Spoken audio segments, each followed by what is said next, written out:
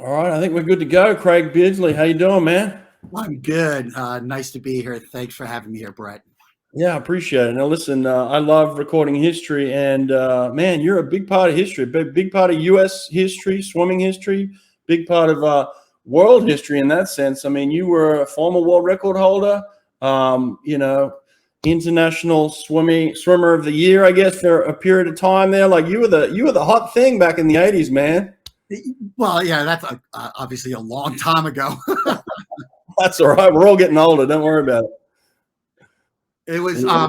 yeah, you know what? I was, when you talk about history, and I might just kind of ramble off and go in Yeah. different tangents if that's okay. But I mean, one of the things that I think that why I still pop up here and there is because I was part of a historic event. We can talk about it, Yeah. which was the 1980, Olympic boycott. I think, if I had possibly had made the team, gone there and whatever, no one would be talking about it anymore. But it is a historic event, and it's something that's part of my history, my swimming background, and we all accept it for what it's worth. Yeah. Well, I want to get into all that. There's so much to talk about, and I guess we'll just start with kind of where it started for you. You grew up in New York, right? And from what I read, you went to a school called the United Nations International School. Is that correct? Yeah. So I grew up in Manhattan, Okay. and my mother was Chinese from Shanghai. My dad was from there, but I have a Danish background. His side was all Danish. But yeah, we had my grandfather was consul general from China in Seattle. We had political connections, and that kind of we got into the United Nations school, UNIS, and I went there. I attended school from first through eighth grade, and it was a fascinating experience. Just we were exposed to every other culture pretty much in the world as a kid, and it kind of really opened my eyes to seeing what was really out there. That's amazing. Yeah. And you played the cello. You were pretty good at the cello. Is that right? I was, really anymore. But yeah. I mean, and that was part of just growing up. Both my parents were very musically inclined. My mom was a concert pianist, taught piano in our home till the week she passed away many years later. My dad was in the music industry, so we were surrounded by music on a daily basis. And I feel music, and you probably know this as well, being the great swimmer that you were and coach, that music has a big part in athletics. So much about music is about feeling and flow and rhythm, and they're all interconnected. Well, I'll tell you what, I have one son, and his name is Kobe. I actually named him after Kobe Bryant. So I was expecting to have this incredible athletic son, like you all dream of this kid who's going to take over. And he's all music, man. He's just all music. From the moment, he was 4 years old, he asked for a violin. And I was like, you don't want a violin. Well, he played that violin for like 6 years. And then he picked up electric guitar, and now he's a musician. So I don't know. Sometimes you just you go with what you got, and I'm loving the fact that he's a musician. But yeah, it's awesome. It's very cool. And you know what, for me, and I think there are many athletes that are like this, you try to juggle a lot when you're a kid, right? Whether you realize it or not, or your parents might have you doing a bunch of different things. But, with me, I was playing cello seriously, and I was committed to a lot of different, like chamber music, quartet, and orchestra, symphony, and everything. Plus, I was trying to swim, and you reach a point where you just can't do it all, right? Yeah. It's not possible. So you just have to make choices. And for me, as a teenager, I came to that critical junction, and I had to make a choice whether I would pursue, a career or a different path in music or swimming. And for me, I was having a lot of success in swimming, more so in that than in playing cello. But I also realized that swimming, I had a finite period to really do what I wanted to do, just physically. Especially being an amateur back then in college. And whereas music, I would have that the rest of my life. Mm. And I could always pick it up and pursue it later on to some extent. So yeah, I reached that point where I really had to kind of back away from cello and from music just so I could focus on my swimming. How much of your family background played a part in your dedication to swimming? Was it all driven by you, or was some of it driven by your parents in any respect? Like how hard did they have to get you to go to practice when you were a teenager? Oh, probably I was blessed with just great parents, I think. Not everyone has that situation, right? And my parents always supported me in a very kind of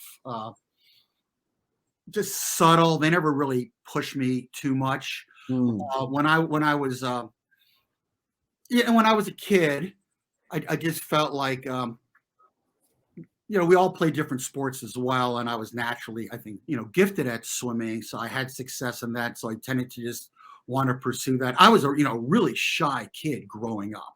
Really? And we'd moved to New Jersey from New York. We joined the local town pool, which is kind of why I picked up swimming, not because I wanted to be a swimmer, but I just didn't know any kids in my town. So I joined the swim team just to make friends. And neither one of my parents were really big swimmers. My dad could swim a few laps. And, the cool thing is we actually have some Danish history in my family. My great-grandfather was a ship engineer, and his Rickard von Dawn, and his ship was torpedoed. And he basically carried 2 people on his back for 4 hours in the North Sea and saved them.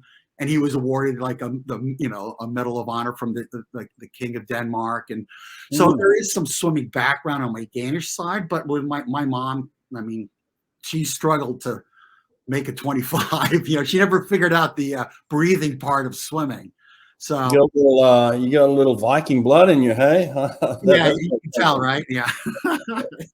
Then, all right. So you grow up in New York, then moved to Jersey, and you're swimming, and you're a musician at that stage. But how did you end up in Florida then? Like a lot of people growing up in New Jersey, I just like I have to get out of New Jersey. Yeah. And I had some success in swimming, and I really had a breakout year in my junior year in high school, where I was ranked, 9th in the country and 13th in the world in the 200 fly. Wow. But with that, I ended up taking liberties with my coach my senior year.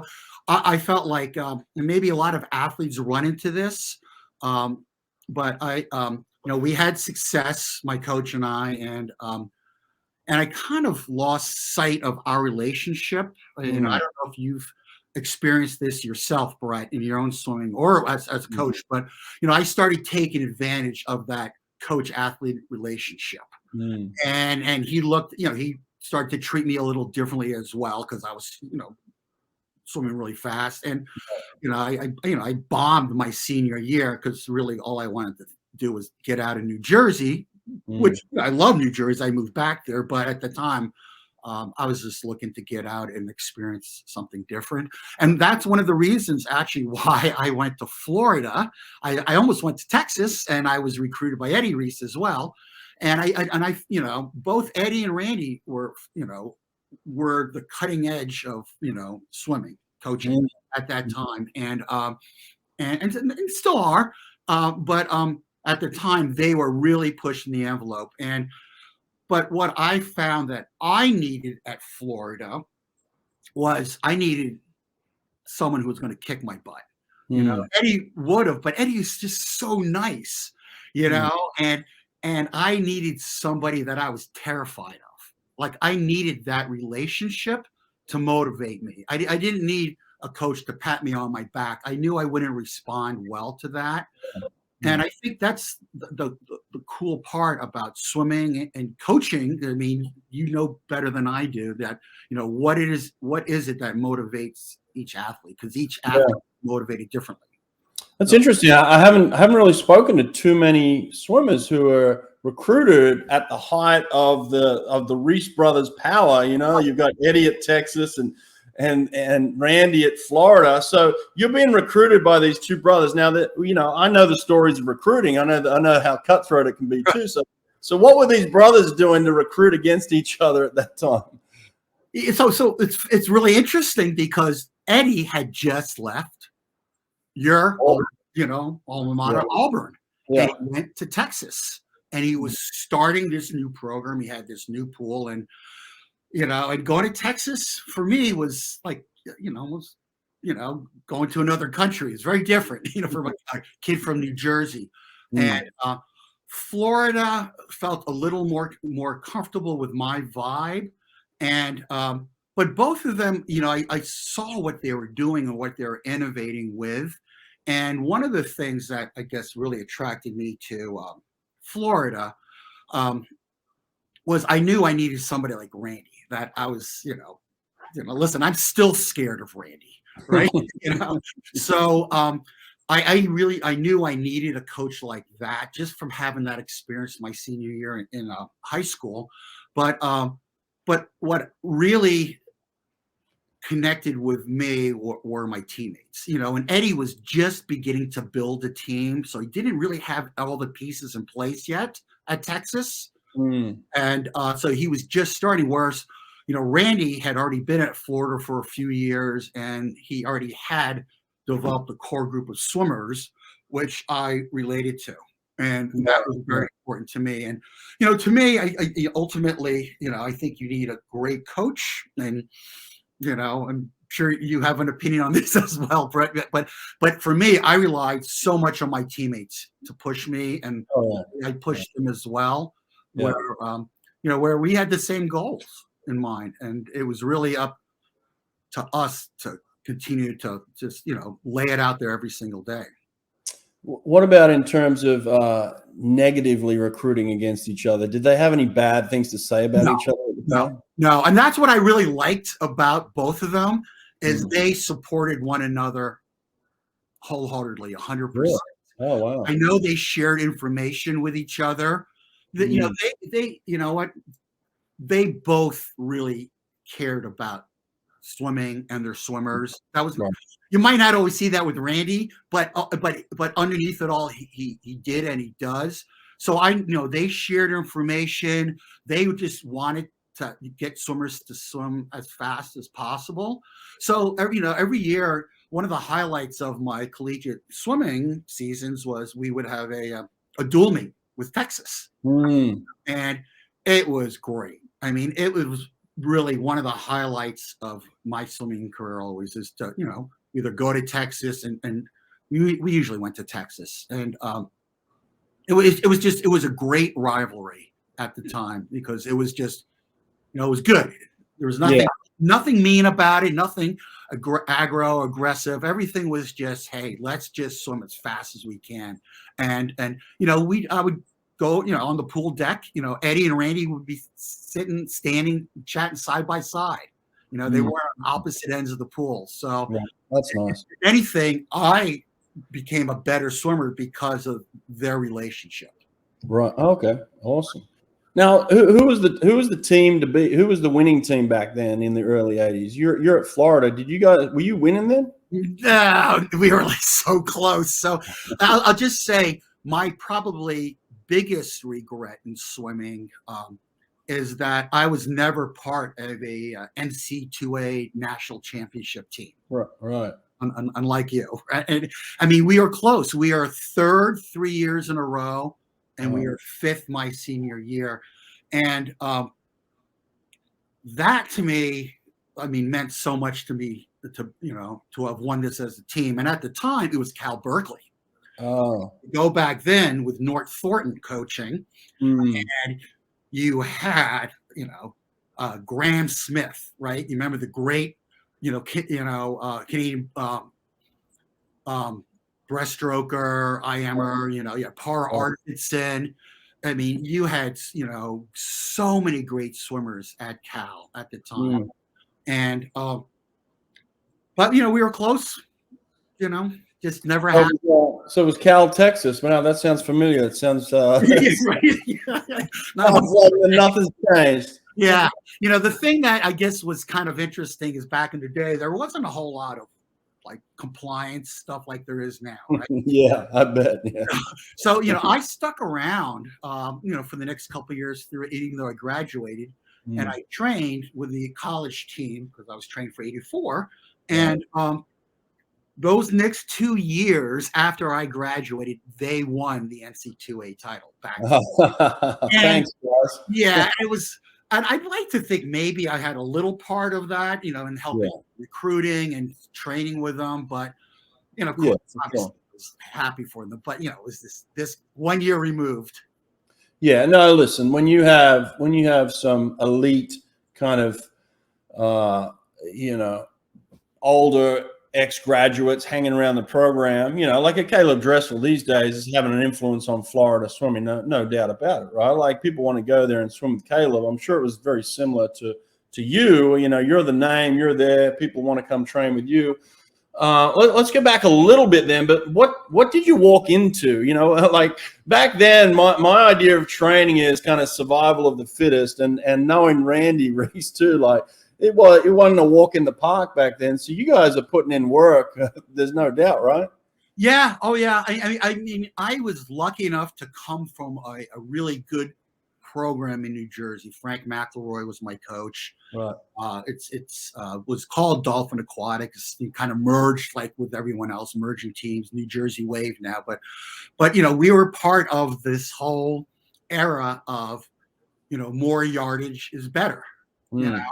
And I have to share a funny story with that because I mean Frank and I still talk often, and he had told me that back in the mid 70s, he read a Swimming World article, and on the cover was Mission Viejo and Mark Schubert, and it talked about the animal lane and it talked about all the yardage they were doing, and Frank said, I didn't know it was possible to do this amount of work. So guess what? We started doing that. We started doing 10,000-yard workouts and, 8 1,000s and, 2,400s and whatever, it was insane. And many years later, I saw Mark Schubert at an event and I told him that story. And I said, I just want to thank you, Mark, for that article, right? And his response was very Mark Schubert, like he goes, well, you swam well, didn't you? Thank me, basically. Yeah. So I was part of that group where they were really kind of testing us to see how much we can do. Like the word recovery was part of that. Yeah. Nutrition, obviously nothing was like that. It was just how many yards can we get in? And, and if you can't make the interval, you're not swimming hard enough. Right. And but that prepared me to go to Florida, right? And I wasn't scared of doing that amount of work. I mean, there were some kids, they're my age in my class who had come in that I knew that came from a different sort of background, and I know they struggled. When you go to a program that's very different than what you come from. Well, what do you think physically it was about you that you were able to handle that type of work? Then you could just take the punishment.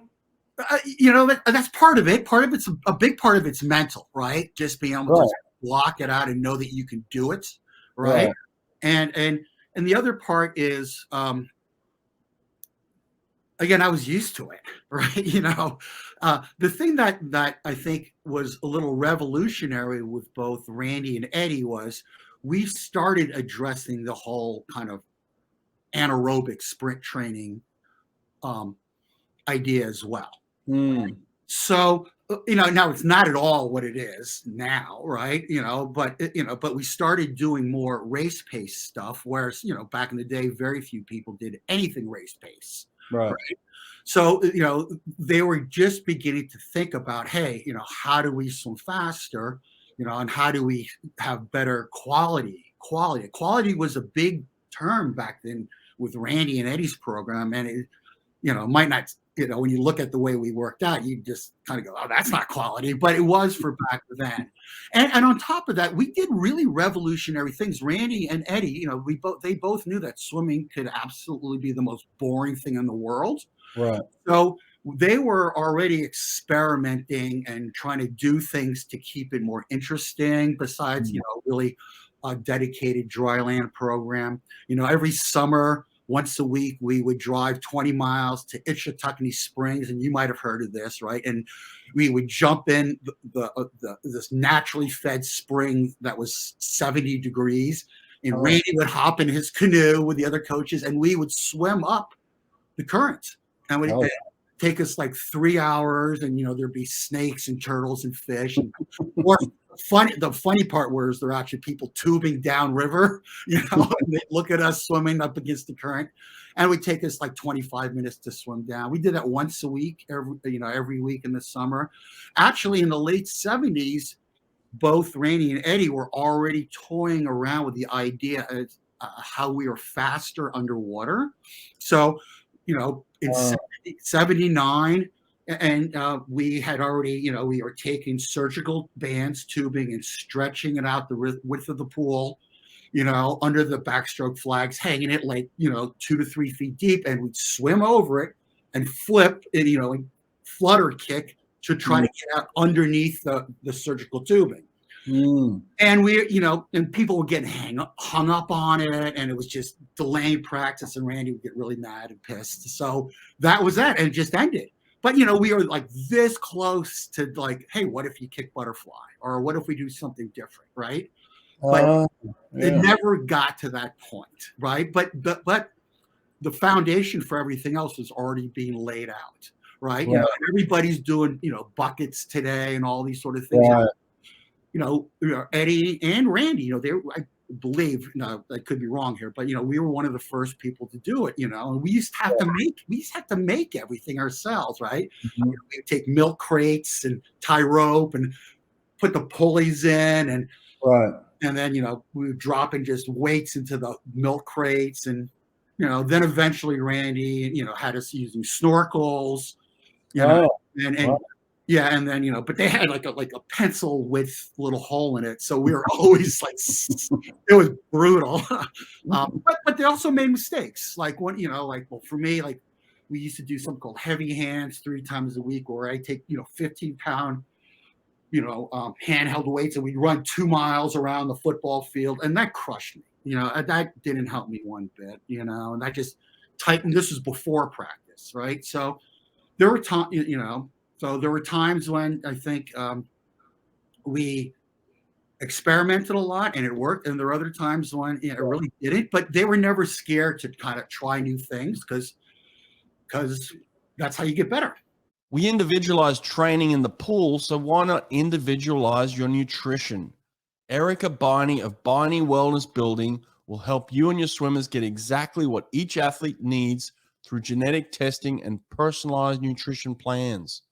So stop guessing what you should and shouldn't be putting into your body. Athletes within a few weeks have noticed they're recovering faster because they're fueling their body with what they need and staying away from what their body hates.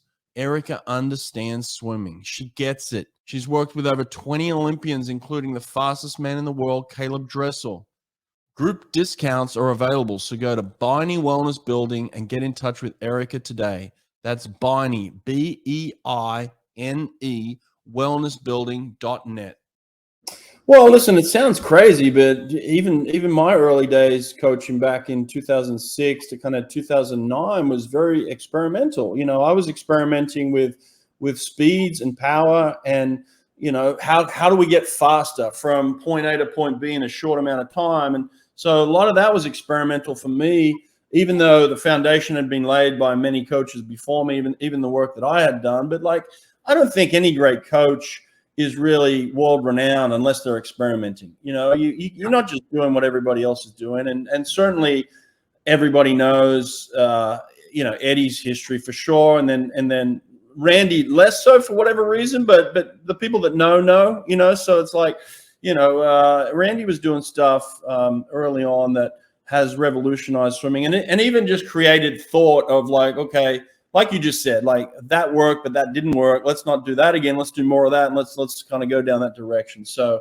I mean, these guys are the godfathers in terms of where we are today. So a lot of thanks to be given to them, and maybe they put you through some punishment that has helped me become a better coach. I don't know. Maybe you had to go through some therapy to get to me to become a better coach. But I appreciate it. Thank you. Absolutely. It was, you know what, every day, you know, again, it's not easy, right? And if you think it's going to be easy, you're approaching it with the wrong attitude, right? You know, there are obstacles that are put into place, and again, I relied a lot on my teammates because, you know, when you kind of suffer together, it kind of diffuses it, but you can share in the good stuff as well. Now, as a 200 butterfly, regarded as one of the toughest events on the schedule, you must have been doing a lot of butterfly in training. Do you remember any particular workouts that we do? And even with the advent of this new race pace type theory of training, like, do you remember some stuff that you did in order to build up your race endurance in any way for the 200 fly? Yeah, sure, absolutely. I think that's a really good question because, you know, I was the distance swimmer, also distance freestyler. I mean, look, I have no natural speed, like none. And it just would take me, you know, 100 just to kind of get going. So, but I did a lot of, you know, I would rotate between distance workouts, which really helped me aerobically for a 200 fly. But you know, on stroke days, I just did a ton of fly, but not long distance fly. Like one of my favorite sets, and I think it was very beneficial to my swimming was, you know, I would do, you know, like say 3 sets of 850s fly, right? And the first set of 850s would kind of be, you know, on maybe a medium, you know, interval, and I would just hold, you know, a couple seconds off of race pace, right? And just maintain that and get, you know, work on my rhythm at a fast but controllable pace. Then you take a break, then I do 8 more 50s fly, you know, on a longer interval, holding race pace. Right?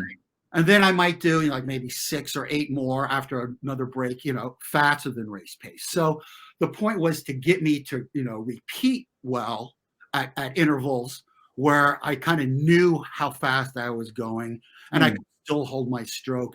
You know, I wasn't one of those swimmers. I mean, listen, I probably, if they had a 300 or 400 yard or meter 200 fly, I probably would have been better at that. But you know, I think this is one reason also, part of why I had success is I never had any injuries, right? And you see this all the time, great swimmers, and they just, you hear about all these injuries, and it's just, you know, it's terrible. And I think we are always concerned about like not overdoing something, especially with a stroke where you can get injured. I mean, even like when we were training in the season, you know, we always started our college season, you know, getting in great physical shape first before we started getting into any sort of swimming shape, just to try to prevent injuries. Right. So I would think I think that's a big part of it, is just not getting hurt. And I think those shorter rest, those intervals where I could recover and actually hold my pace. And again, besides the physical part was also the, you know, like again, getting, you know, that internal clock going in your head. Like, I'm sure you guys have done this, you know, everybody visualizes the races, right? And I used to do this all the time. And I used to think no one else did it, you know, until many years later, I heard, you know, Michael Johnson, the great runner, you know, with the gold shoes, did this as well. But, you know, I would, you know, close my eyes and the gun would go off, and then I would, you know, start a stopwatch and swim my 200 fly at the pace I wanted, and then touch, you know, every stroke, and I touch the wall and stop the stopwatch. And I would usually be, you know, within a half a second of what time I thought I was going to be. Wow. And I think that's, you know, a fun drill to do with kids, like with a 50, right? Because you're not, you know, to do a 200 would take too long. But just, you know, close your eyes and have your body and brain go through your race, and this, you know, go through your race and see how close to what, you know, what it really is. So, well, listen, we still do that to this day. So, I mean, even the set of 50s that you just talked about there, that's not far off what we would be doing these days. So, I mean, that was definitely cutting edge, and it still continues to this day. I mean, that's a great set. I would certainly give them that. And I like the fact that you weren't doing longer distances fly. You're doing shorter distances closer to race pace and rhythm. So, makes a lot of sense. And I'm sure that's kind of what people are doing these days. Now, I did have the pleasure recently of talking to Mary T, and she was a superstar around that time as well, and she seemed to be doing a little bit more of the longer fly in practice. What was it like to be around when she was swimming and the buzz that she had at the time? Oh yeah, I mean, listen, I was so lucky, to be part of this group because I was in awe of everyone. I remember I did try to do a workout with Mary T, with Dennis Pursley, a great coach, and and she was going to do like 10 300 fly or something insane, and I after like 2, I was like, Denny, I can't do this, man. This is gonna so you're saying Mary T broke you mentally and physically? Yeah. Oh yeah. I mean, to this day, it just blows me away of what she accomplished, and more so like of who she is as a person. It's like I had the pleasure and an opportunity to also train with Tracy Caulkins, right? And people unfortunately kind of forget who she is. I mean, her time was in 1980. I mean, she could have won 7 gold medals and left that legacy where everybody knew her, but she was denied that. But how Mary T trained and how Tracy trained, and and I many of my trips were with Sippy, Woodhead, and Kim Linehan, who were just light years ahead of everyone else. It was there was a work ethic that I think I mean, today you have to have it. You're still right. There's no fooling yourself, right? I mean, you have to be honest with yourself as an athlete. But I feel like once you get to that level, like a Mary T, it's I mean, it's kind of like how does she motivate herself to keep going faster? But I think you get to this point where there's always ways to improve on everything. Like I'll tell you this. So after I broke the world record, maybe I'm jumping ahead here, but in 1980, I got done, broke the world record at prelims, and I got out of the pool, and everybody's congratulating me, and it was pretty exciting. And I, like every other swimmer, I went up and talked to my coach, before and after this swim, and I went up to Randy, kind of like, oh, Randy, I broke the world record. And the first thing he said to me was, you blew your 3rd turn. You should have been faster. And I was like, okay, And then I walked away, and then he turned around, I looked back, and he turned around and smiled at me, and he said, good job. Well, you wanted that, man. You signed up for that. You didn't want Eddie's softness. You wanted the hard Randy. Yeah. Totally. So, but I think that's so that's the way he was, and he always listen. That's where you can learn a lot on not only your bad swims but your good swims. Yeah. Well, let's talk about that then. So, was this at the Olympic trials that you broke the world record? Yes. Okay, Olympic trials. So I'm trying to put it all in perspective myself. I was only 5 years old at the time. I was around, but I was only 5. But from what I understand, Russia invade Afghanistan in late 79. So is there talk even before the Olympic trials that there could be a boycott? Not that I was aware of. And I think, it's so hard to imagine this back then, but now, right? There was no internet. You had like 3 TV channels. You got your mail, and letters, and so news traveled slowly. So no one really knew what was going on. And when the invasion happened, of course, and the Olympics were in Moscow, the rumors started developing, right? But also, life, was very different then, right? And people are kind of like, unfortunately, getting a little taste of it today. But back then there was a Cold War, right? It wasn't Russia; it was the Soviet Union, and there's a lot of stuff that was going on. Plus, you had the hostage situation. Plus, interest rates were about like 15%. Everyone's complaining today, like, oh my God, I mean, it's all relative, but things were tough. So there was a lot more going on in the world then that was, could have really created some stability issues. Right.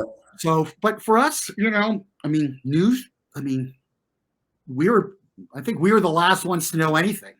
So you're in your bubble and you go to the Olympic trials, you're in phenomenal shape, you break the world record faster than anyone swum in no one's close to you basically.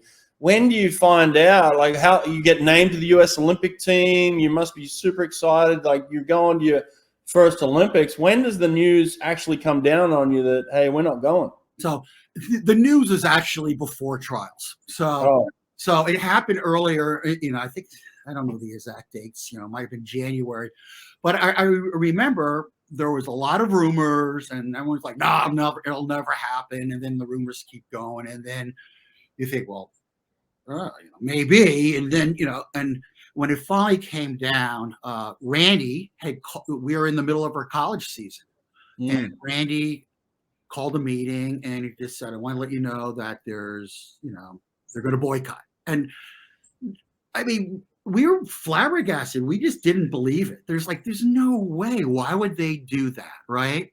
And that was the way it was. And Randy reminded us, listen, this is devastating news for a lot of you. We still have a college season to finish. We have conference, we have NCAAs. Let's focus on that.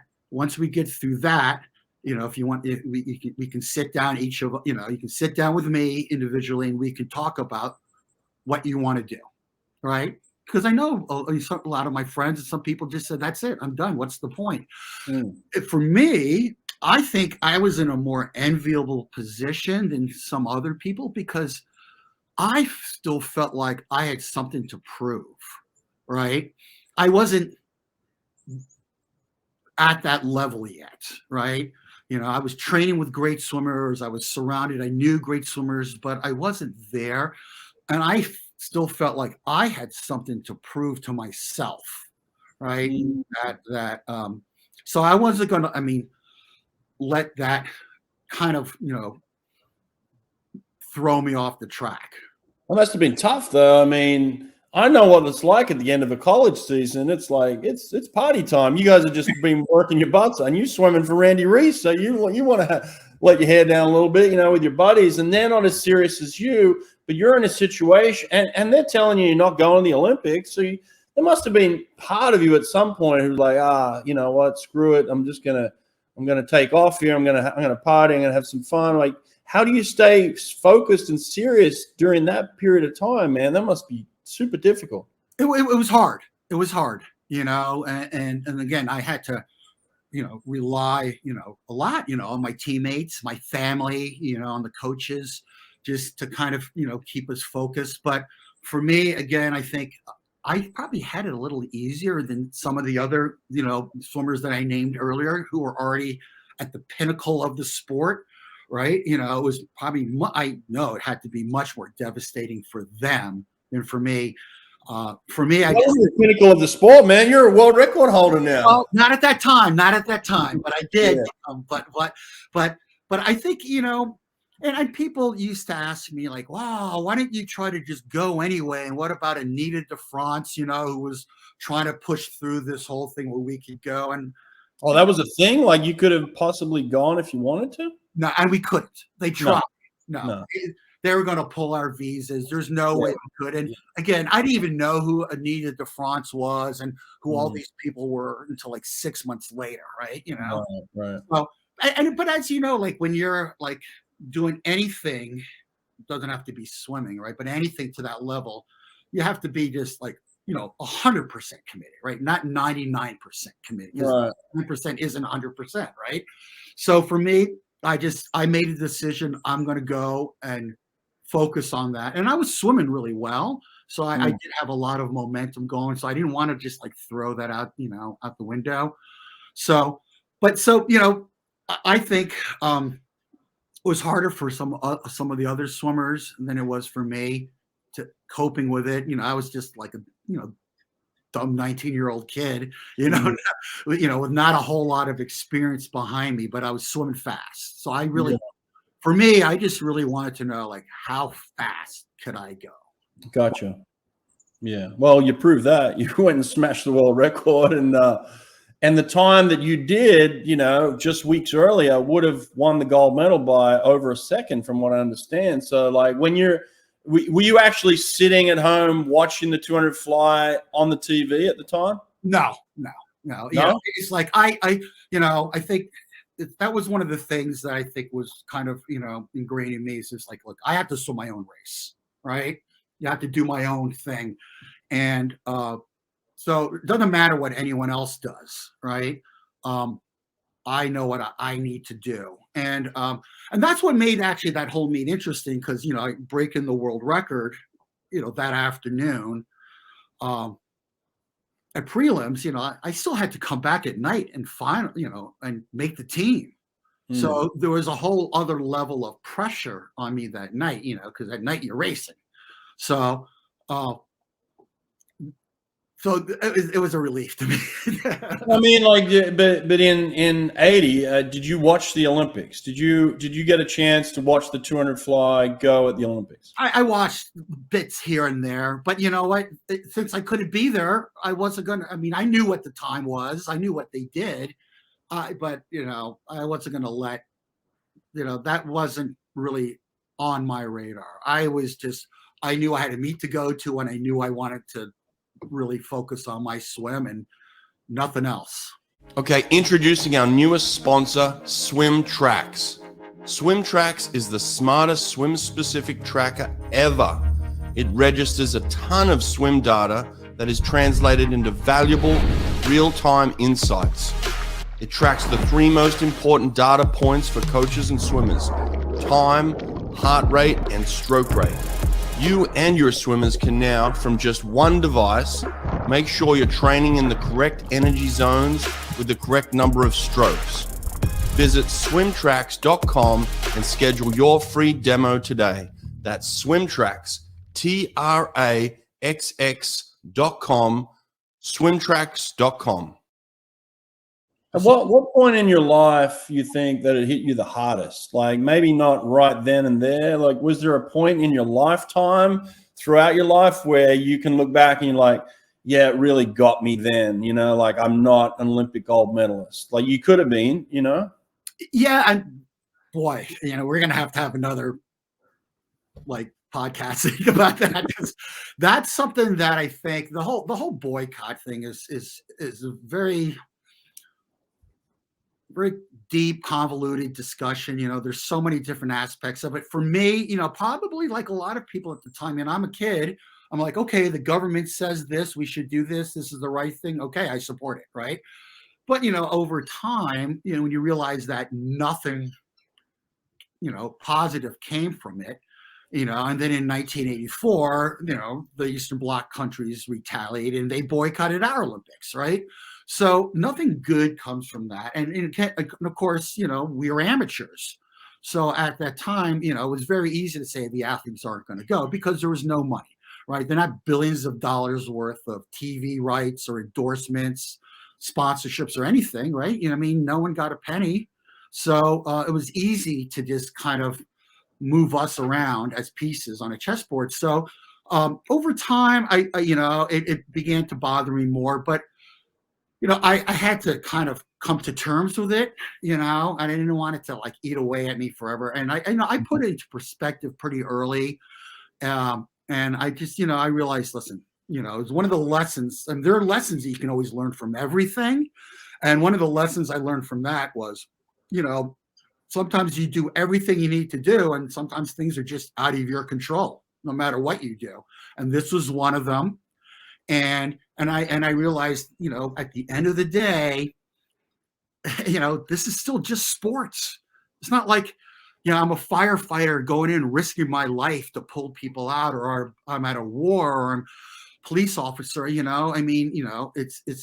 at the end of the day, it's still just sports, and there are bigger issues always. And again, I think it was a lost opportunity, because I think, a venue like the Olympics and sports are one of the, great disciplines out there, like, music. We talk about music that transcend geopolitical boundaries, right? You can find common ground with other people through sports, right? Yeah. It's competitive, but I can't tell you how many times I've gone out after meets and gone gone drinking with the Russians, or it's just you find that you have a lot more in common than you don't. Yeah, and that's the beauty, I think, of sports, and that was a lost opportunity. So for me, I think I put into perspective early, on what it really meant. I think the bigger issue with all of us who are part of that team and didn't make another team was, we kind of really don't really know our identity because, the IOC doesn't recognize us. The USC does. We didn't really get to go. I went to other meets, I went to World Championships and Pan Am Games and all these other meets, but you don't, we're kind of lost. And I feel like, we kind of always feel like we have to kind of defend ourselves for something that we didn't choose to do, but was kind of like, what happened. Yeah.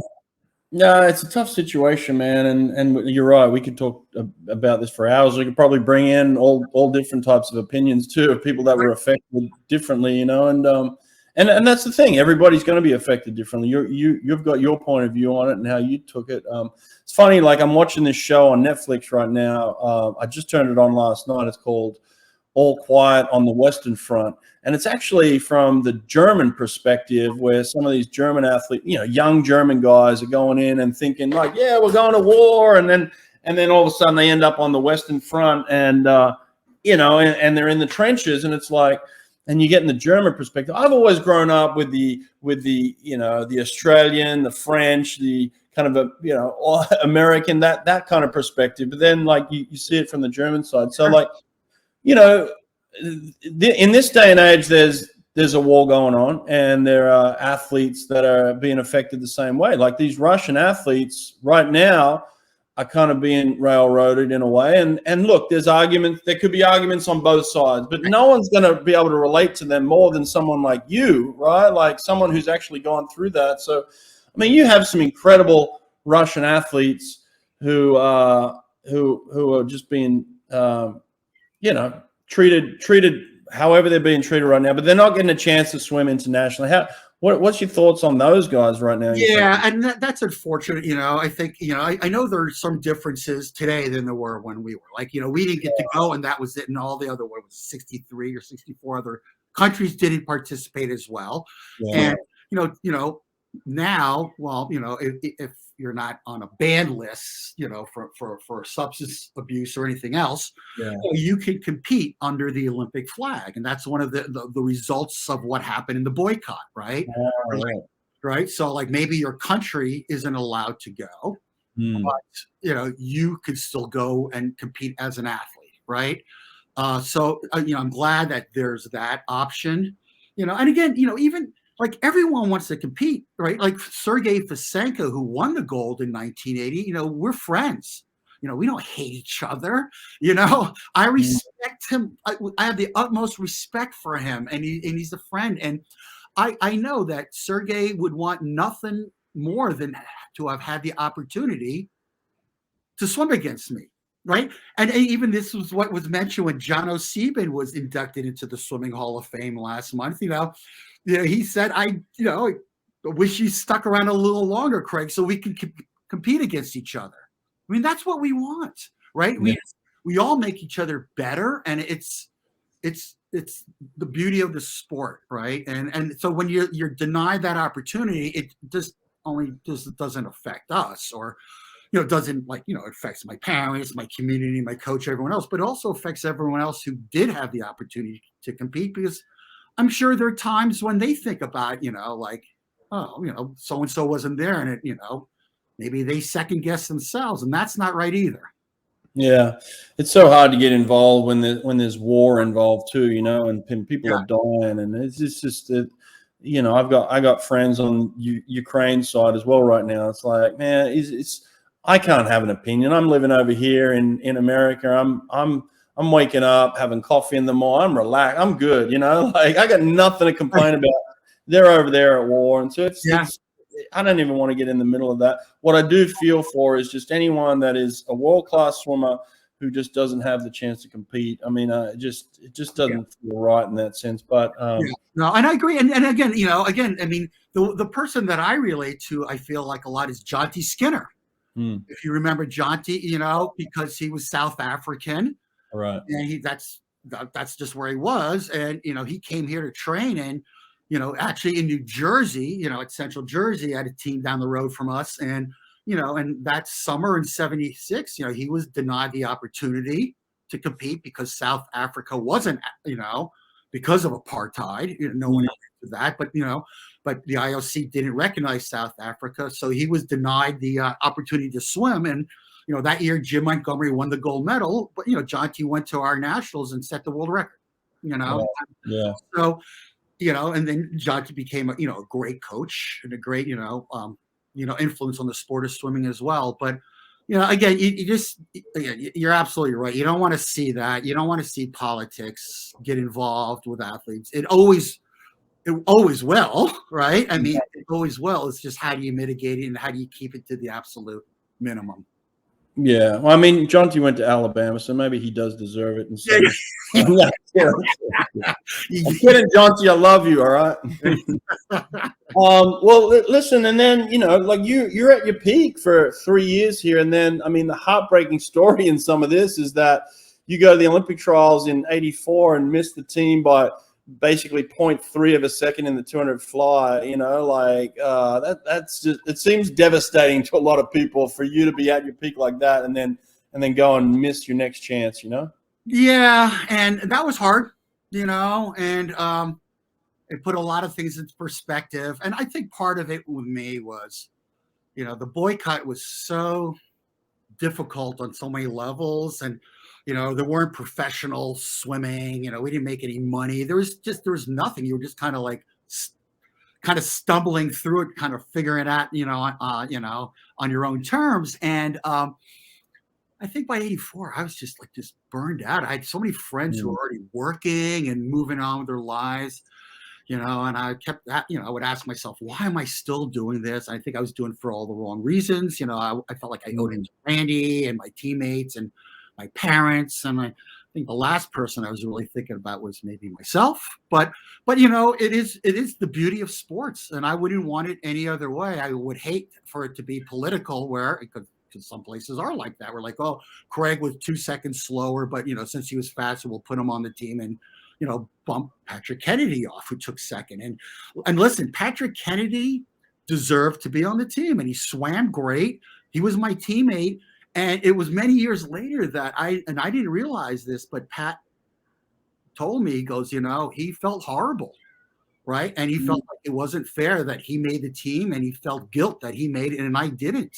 Oh, wow. I had no idea, and I never thought of it from that perspective. But there is so much stuff that goes, into this at so many different, levels, and obviously, I told Pat, no, not at all. He deserved to be on, and he earned the right to be on it. And so, but you know what? If anything, it's like a lot of swimmers. It kind of, made me realize there was more to life than swimming. And it kind of forced me to kind of rethink who I was at the time. And probably I don't know if you were like this, Brett, but when I got done, and I was like, I don't want to be known as a swimmer. I want to carve out another path. I want to figure out another way. Not that I'm going to give up swimming, because I always kind of stayed involved with swimming through Swim Across America, the nonprofit, but in a different way, because swimming meant so much to me. But there's a time to move on. And I think, this is what's hard with the current state of swimming right now. This is just my opinion, is this, there are all these things in place, for lack of a better word, that keeps people swimming, right? When I was 23 years old and I was swimming, people like, oh my God, you're so old. What are you doing in the pool? 23, right? You should be already out and beyond the sport. Yeah. And I think what's happened is everybody sticks around longer. Now you can do clinics. Now you can get endorsements. Now you can do this meet. You can do a pro circuit. You do this. And the next thing you know, rather than trying to figure out who you actually are as a person beyond a swimmer, right? Because there's more to you than just swimming, you've postponed that growth, and now you're 30 years old. Yeah. You still don't really know who you are as a person, right? And that's hard. And I think it's harder to move on to the next stage of your life when you're in your 30s than say when you're in your early 20s. And I don't have an answer for that. Maybe more mentorship, and maybe give these swimmers who are sticking around more exposure and internships, so they can kind of get some real life training, so they can decide, oh, you know what, I kind of think I'm going to be good at this. Or maybe I want to stay in the sport because I want to give back to the sport through coaching. And listen, I coached for a little while when I was going through that whole phase, and I have to tell you, coaching was the hardest thing I ever did in my life. Coaches don't get the respect that they all should, all of them. Coaching's tough, you're right, but you make a good point in terms of like the transition into life. And I know a lot of athletes that are struggling with it. So there's this pull of like not finishing too early and then not finishing too late, so there's definitely a balance. It's great that swimming is becoming more professional, but we certainly don't want to get to a point where you prolonged your life so much that it's impossible to go back and get any sort of training. You're starting from scratch at the age of 35 to 40 type thing.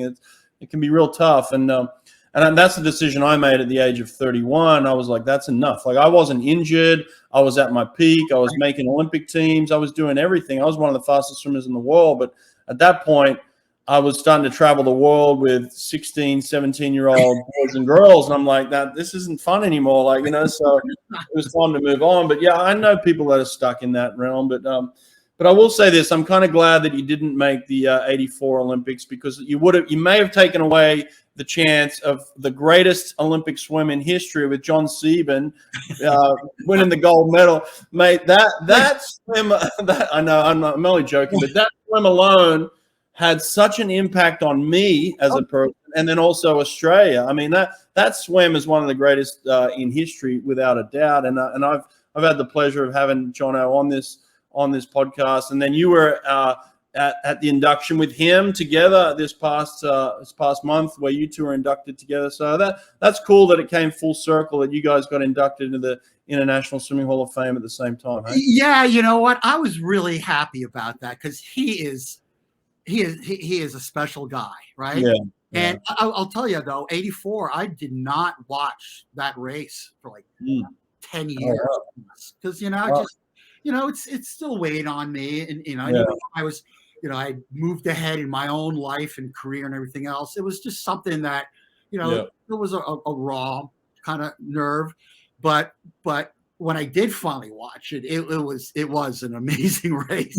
Yeah, that race. I mean, that had a massive impact on me in terms of the way that he just swam over the top of Michael Gross. I think Pablo Morales too, just like swimming over the top of those guys. So, look, you have people that have an impact on your career. I'm sure you had swimmers that you looked up to, and Jono was definitely one of those people for me. And then his teammate went on, Duncan Armstrong went on, did the same thing in 88 in the 200 freestyle. So those two swims just had a massive impact on Australian swimming, and so it was cool. But man, listen, you've got an incredible story, and you had a huge impact on swimming, and I'm glad you got inducted in the Hall of Fame. You thoroughly deserved it. Now, tell me about Swim Across America, because this thing is massive, mate. Oh well, thank you for all of that, Brett. So Swim Across America is actually kind of what really kept me involved with swimming, but from a different area. We are a nonprofit, and we make ways to fight cancer. We basically raise money for clinical trial cancer research. So, I got involved in the very beginning because my mom had cancer while I was in high school, and she had a radical double breast mastectomy. There, many times, it was very scary, and not knowing what was going on, and it affected us, and it went parallel, with my whole swimming career. And she survived for many years, but she succumbed to a different sort of cancer years later. But when the two original guys, Matt Vossler and Jeff Keith, started this, and they reached out to me because they had heard that my mom was a cancer survivor, it was a no-brainer for me to get involved. Like, here was an opportunity for me to give something back to the sport and to swimming that meant so much to me. You know, it's not even competitive swimming, but it's the love of the water, right?